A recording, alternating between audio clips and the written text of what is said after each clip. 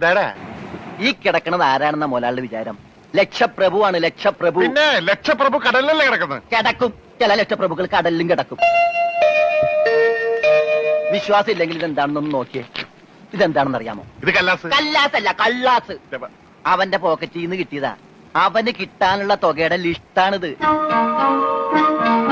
ലക്ഷങ്ങൾ വരും, ലക്ഷങ്ങൾ. ഇവന്റെ മുഖം കണ്ടാൽ അറിഞ്ഞൂടെ ഇവൻ ചിക്കിലുള്ള വീട്ടിലെ പയ്യനാണെന്ന്.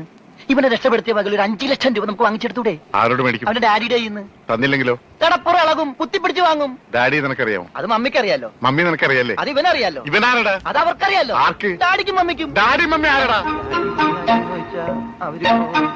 ഇവൻ ആരാണെന്ന് അറിയാതെ അവരാരാന്ന് ചോദിക്കാൻ പറ്റുമോ? ഇവൻ ആരാന്നറിയാൻ ഒരു ഐഡിയ. ഇവന്റെ ഒരു ഫോട്ടോ എടുത്തിട്ട് ഇവനെ തന്നെ കാണിച്ചിട്ട് ഇതാരാന്ന് ചോദിച്ചാ പോരെ? അപ്പൊ അവൻ പറയില്ലേ?